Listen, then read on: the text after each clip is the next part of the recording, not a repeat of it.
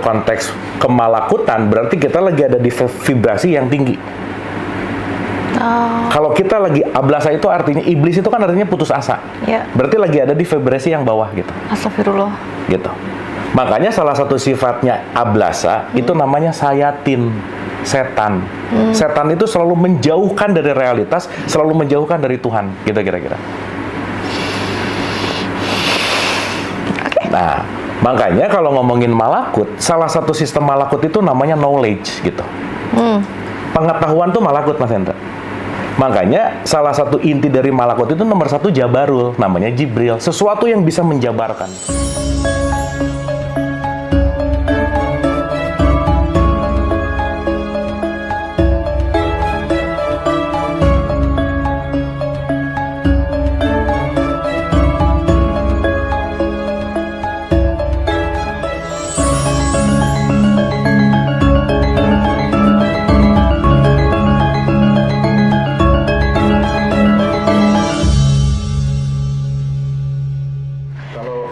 Tambah satu? Ya, boleh. Kalau di YouTube itu kan rame Kang Abu iklan-iklan misalnya kayak pondok pesantren nunjukin santri-santrinya makan pakai Royco aja, terus Quran-Quran yang lusuh gitu kan, terus ujung-ujungnya mohon para donatur gitu kan. Itu kalau di iklan YouTube ya. Terus di masjid-masjid, khususnya kalau di Jawa, banyak lah ya.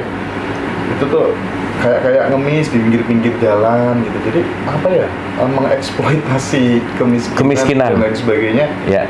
Itu tuh bagaimana sih menurut Kang Abu, dan apakah kemudian kita berharap dikasihani itu justru akan menjadikan kita naik ke level kemakmuran apa enggak, bagaimana relevansinya gitu? Oke, thank you Mas, ini keren banget sih. Jadi ya balik sih ya, kembali kepada niat dan kembali kepada ini dilakukan ini untuk apa sih gitu loh Mas Hendra. Karena kadang maaf ya, ini kita bicara realitas aja gitu.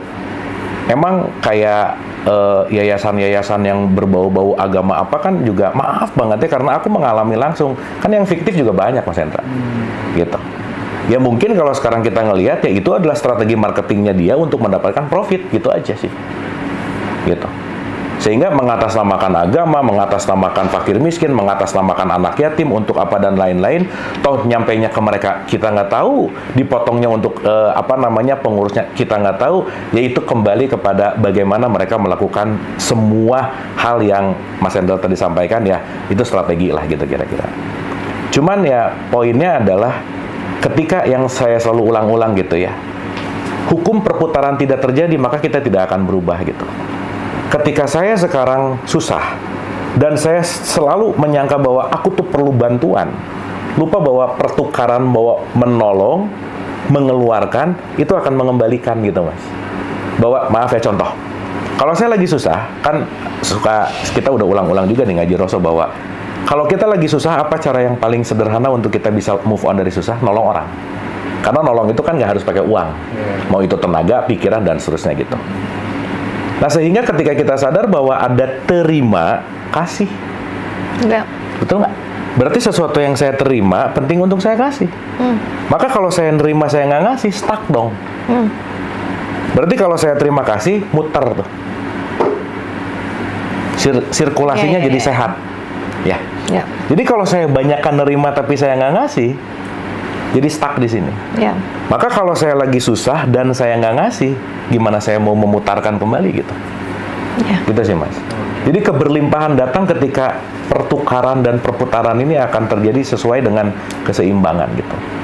Ya, jadi balik lagi sih, dia dalam tanda petik mengemis, dia menggunakan fakir miskin, anak yatim untuk itu kembali kepada intention dari yayasannya, dari perkumpulannya, tujuannya sebenarnya mau apa sih gitu. Tapi tidak menutup kemungkinan, karena ini fakta juga bahwa maaf banget, disitulah kita penting untuk waspada Mas. Makanya kan kalau kita ngomongin dari segi Quran di surat 4 ayat 95 sampai 100 tuh bilang gini, kamu kalau mau nolong mending langsung. Direct. Kenapa? Karena kalau kamu langsung, kamu ngelihat langsung, dan itu akan terjadi pertukaran energi yang dahsyat gitu. Makanya nolong nitip sama nolong langsung kan beda ininya gitu Mas, feel-nya gitu. Oke, seperti ini kan seolah-olah kayak merendahkan agama banget gitu. Iya sih. Kira-kira. Iya. Tapi ya gimana ya? mau dilanjutin koma nggak enak juga sih Mas Hendra. Marketing gitu. Dan sekarang kan yang nggak asik itu adalah marketing agama gitu. Yang memarketingkan agama ini penuh dengan ketakutan, penuh dengan hal-hal seperti ini gitu. Ya saya rasa metodologi marketingnya yang penting untuk di switching gitu. Itu aja sih. Gitu sih Mas Hendra. Tapi memang dengan menjual kesedihan itu kita kadang-kadang emang iba ya, jadi ngasih loh. Tapi ngasihnya dengan kasihan, bukan dengan kasih. Iya, pakean ya. Nah. Dan kalau kita ngasih dengan kasihan, impact ke kitanya pasti nggak beres. Fix. Sok nolong orang yang kasihan. Pasti akhirnya nyebelin orangnya. Akhirnya jadi ngegantung ke kita. Padahal kita niatnya nolong. Kok lo jadi nyusahin gue ya gitu misalnya. Oh, karena kita kasihan ya? Karena kasihan. Karena kita nolongnya dengan frekuensi rendah. Ya. Bukan dengan kasih gitu loh, Mas. Bos, minjem duit dong. Another lesson learned ini. Minjem duit dong, kenapa? Aduh, kasih. Sorry ya, sesaat kita kasihan sama orang lain, kita lagi sombong. Astagfirullahaladzim, nggak boleh lagi kasihan sama orang udah. Kenapa coba? Kenapa? Begitu ngomong kasihan, kita merasa saya tinggi. merasa bahwa saya lebih baik dari kamu. Aku lagi lebih tinggi, ego. Dan aku bisa nolong kamu. Astagfirullahaladzim.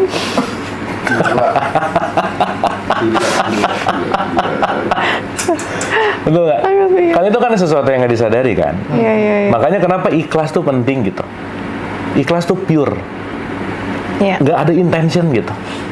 Meskipun, maaf ya, empati penting. Iya pasti. Tapi over empathy will kill you. Sama kayak love lah. Too much love will kill you kan, kata Queen juga. Iya betul. Gitu. Iya. Yang too much pasti kill you, will kill you. Pasti.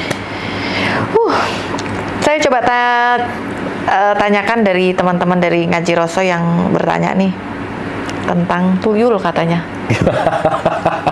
Ini gimana cara nangkalnya tuyul, Jin? Karena kejadian terjadi juga kalau hilang juga duitnya berarti beneran diambil tuyul. Ya. Ya udah. Atau sakit beneran berarti dikirim. Ya, gini aja. Kalau ada orang kerja misalnya di Indomaret atau Alfamart, nanti kalau ada kehilangan, bilang aja ke bosnya, Pak diambil tuyul, udah. Meninggal, tetap kata bosnya ganti. Ya udah, kita ngomong realitas aja. No tuyul guys. Nah, udah. Itu urusannya ke belief system lah. Belief system. Apa yang kita believe, that's happening. Gitu. Karena dia yang akan narik reality gitu. Oke. Contoh. Oke. Di wilayah ini udah dari tahun ke tahun selama puluhan tahun dikasih tahu bahwa kuburan ini angker. Ya. Saya lahir di situ. Oke. Berarti saya lahir dengan cerita lama nggak? Yes. Di mana udah puluhan tahun terjadi seperti itu. Yes. Berarti cerita ini sudah menjadi collective consciousness, betul nggak? Ya. Secara kolektif barengan mengadakan itu. Ya. Dah. Jadi orang ke makam itu seram apa? Ada orang London, Inggris misalnya, datang nggak tahu apa-apa, kencing aja. Dan dia nggak ngerasa ada apa-apa. Kenapa? Karena dia nggak tahu informasinya. Kalau yang orang naik gunung katanya begitu, kencing sembarangan terus kena sesuatu. Padahal dia nggak tahu itu apa. Ya balik lagi kan, kita nggak ngalamin juga kan. Iya juga. Kan katanya. Ya itulah cerita. Betul nggak? Jadi balik ke our belief system. Belief gitu. system. Jadi mau ngomongin tuyul apa dan lain-lain, ya balik lagi, terserah nih mindsetnya ada di mana gitu. Cuman pasti akan ditolak kalau di bank kehilangan, terus nyalahin tuyul pasti nggak diterima gitu. Nggak mungkin. Udah gitu aja. Bener loh, ini yang nanya tuyul banyak loh. Oh, gitu. Aku bingung nggak ada fenomena tuyul kayaknya. Aku mungkin terakhir nanti dilanjutin, Karisma ya. Karena ini sebenarnya janjinya Kang Abu sih, ditagih banyak teman-teman untuk menjelaskan tentang esensi nama Nabi, mulai dari Adam, Idris, 25 Nabi. Filosofinya itu apa, itu banyak yang request itu. Oke Mas, tapi kayaknya nanggung Oh nanggung ya? Nanggung. Okay. Itu kita bikin satu sesi khusus. Siap. Karena aku harus cerita itu 2 jam Mas. Oke. Lanjut Kak. Gitu. Itu sih. 2 jam lah. Ingetin ya Mas ya? Ingetin ya. Sorry teman-teman, sorry. Soalnya itu harus bener runtut dan kayaknya satu topik yang nggak ada pertanyaan lain gitu Mas. Nanti kita detail. Ya teman-teman ya. Sorry nanti ya. Gitu. Tapi yang jelas kita sadari dulu bahwa semua nama itu adalah fungsi gitu Mas. Bukan hanya sosok kita kira-kira. Itu aja dulu. Siap. Gitu. Ayo Kakak. Oke, kita lanjutkan coba yang tanya lagi. Di aku tadi loh. Oke. Gimana Mas Hendra dulu deh. Mas Mas Hendra dulu tadi apa aja? Aku dulu. Oke deh. Nah, ini kan penting banget. Banyak yang masih bingung sebenarnya esensi dari malaikat itu apa sih? Apakah memang benar-benar ada sosoknya atau seperti apa gitu kan? Ya udah kalau gitu ngomongin Adam kali gitu ya. Dikit ya. Teaser. Gini. Kita menyadari dulu bahwa konteksnya ini adalah satu hal ya. Rumus besarnya adalah energi, vibrasi, frekuensi. Itu dulu, Mas. Jadi ada energi, ada vibrasi, ada frekuensi gitu. Nah, secara esensi, energi ini sering disebut jin. Jadi energi itu adalah jin. Ya. Gitu. Maka jin itu power. Maka kalau jin dipakai positif, jadi jenius, jadi oke. Gitu. Tapi kalau jin dipakai negatif, dipakai ke vibrasi yang negatif, itu jadi konteksnya nanti dia memiliki frekuensi yang atau memiliki vibrasi yang bawah aja lah gitu kira-kira. Makanya ada kata-kata dalam bahasa Arab disebut majnun. Ya, Majnun tuh gila gitu. Jadi energinya sama gitu. Nah, singkat cerita gini. Energi yang positif namanya malaikat, energi yang negatif namanya ablasa, iblis. Gitu. Jadi kalau kita mengambil konteks kemalakutan, berarti kita lagi ada di vibrasi yang tinggi. Kalau kita lagi ablasa itu artinya iblis itu kan artinya putus asa. Ya. Berarti lagi ada di vibrasi yang bawah gitu. Astagfirullah. Gitu. Makanya salah satu sifatnya ablasa itu namanya sayatin, setan. Setan itu selalu menjauhkan dari realitas, selalu menjauhkan dari Tuhan, gitu kira-kira. Nah, makanya kalau ngomongin malakut, salah satu sistem malakut itu namanya knowledge gitu. Pengetahuan tuh malakut, Mas Hendra. Makanya salah satu inti dari malakut itu nomor satu jabarul, namanya Jibril. Sesuatu yang bisa menjabarkan. Ya.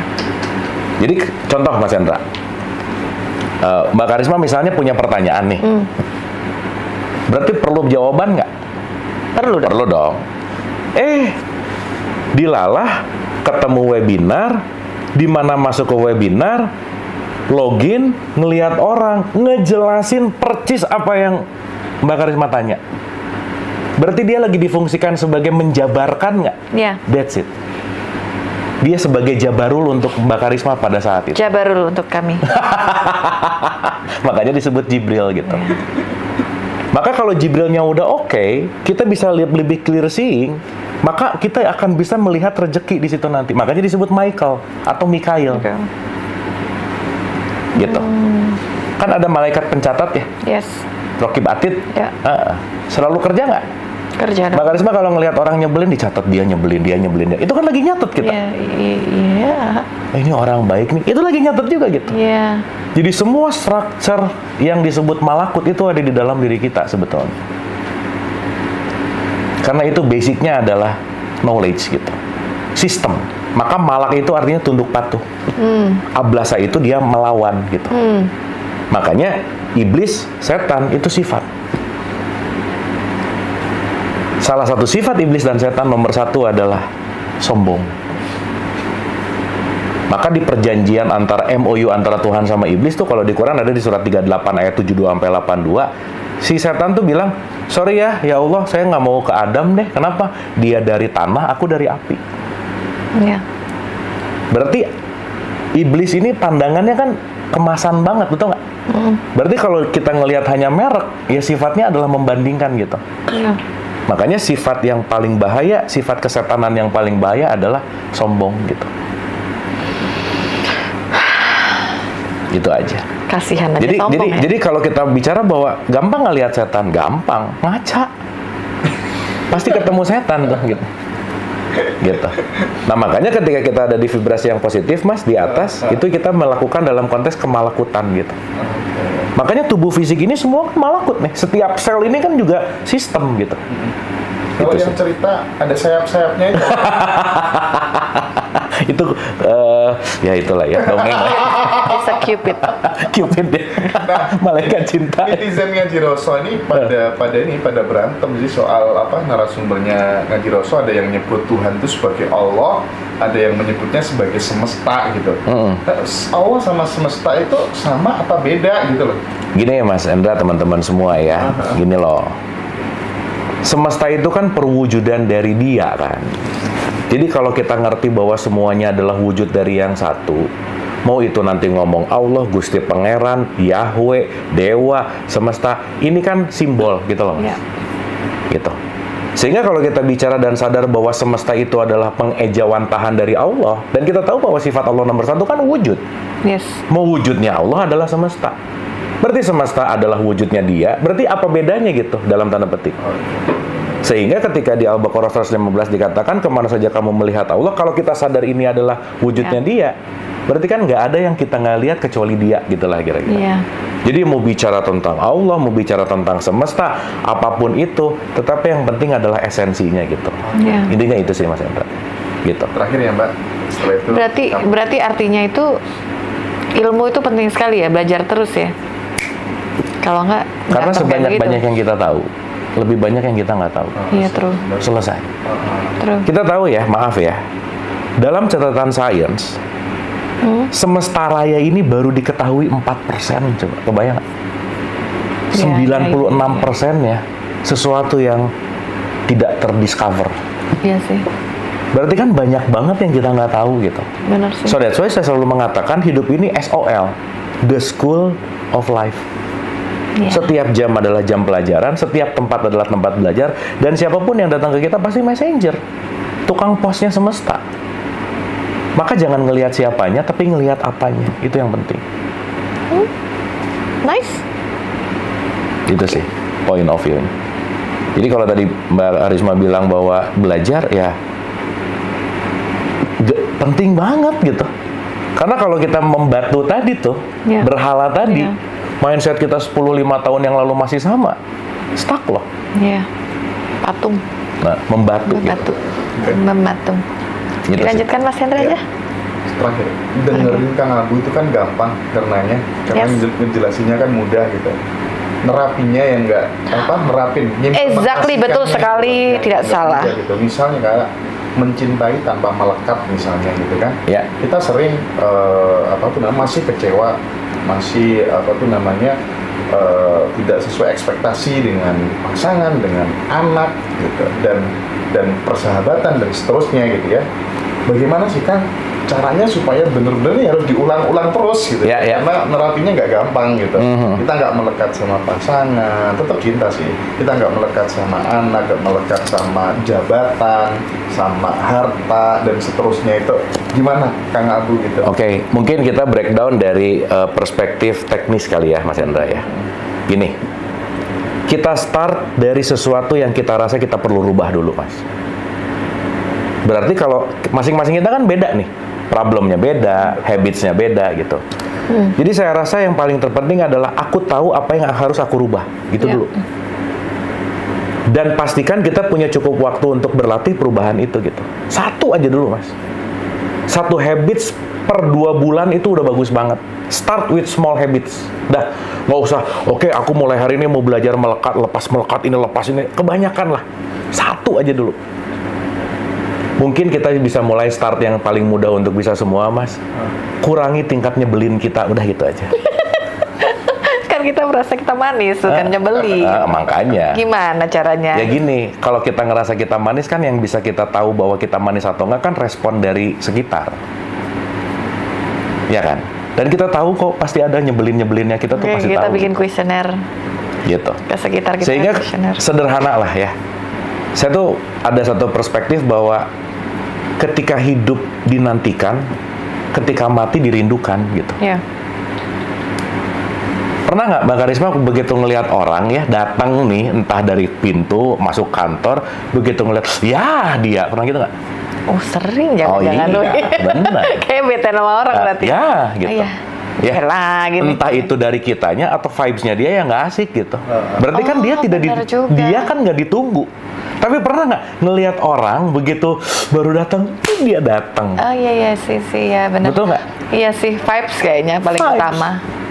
Guru nih ya, guru itu tanpa ngomong, kehadirannya aja udah bikin adem banget loh.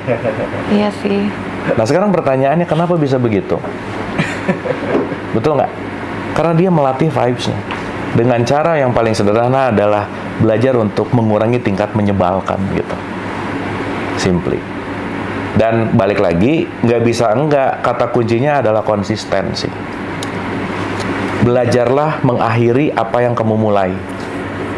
Memulai susah, tapi yang lebih susah adalah mengakhiri apa yang udah dimulai sih gitu.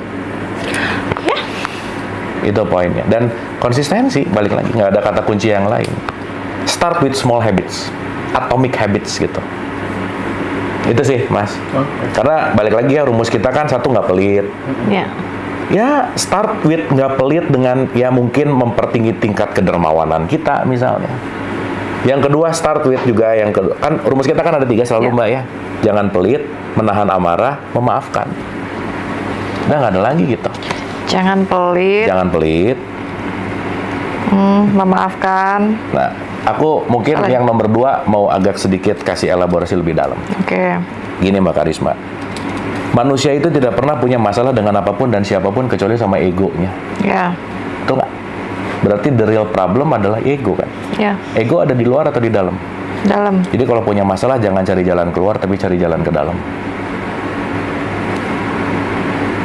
Ilmu baru lagi.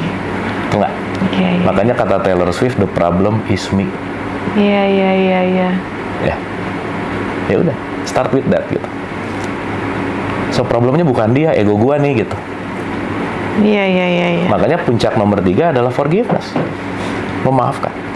Kalau nggak punya stok dan skill memaafkan, udah deh. Karena itu skill.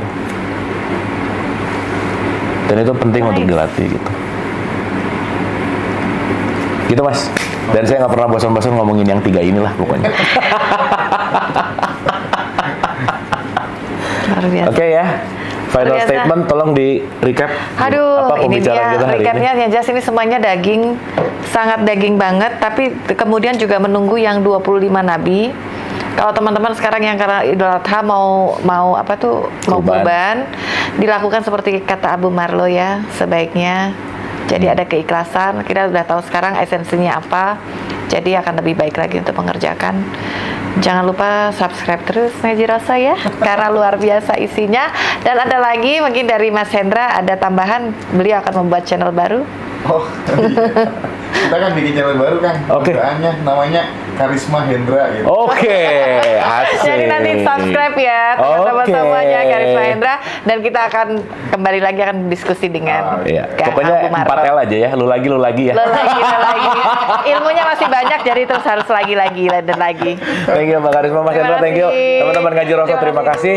Semoga bermanfaat dan saya selalu ingin mendisklaimer bahwa saya nggak tahu apa-apa, saya nggak bisa apa-apa, dan saya bukan siapa-siapa, dan tidak berusaha untuk meyakinkan sesuatu. Jadi yang terpenting adalah jangan percaya amat omongan saya, tetapi mudah-mudahan ini menjadi wahana untuk kita meluaskan pikiran, karena yang paling terpenting dalam hidup ini adalah sesuatu yang kita alami. Jadi semoga tidak hanya menumpuk knowledge, tetapi ditransformasikan kepada sebuah yang namanya pengalaman. Terima kasih. Luar biasa, keren. Sangat rendah hati. Cut. Luar biasa.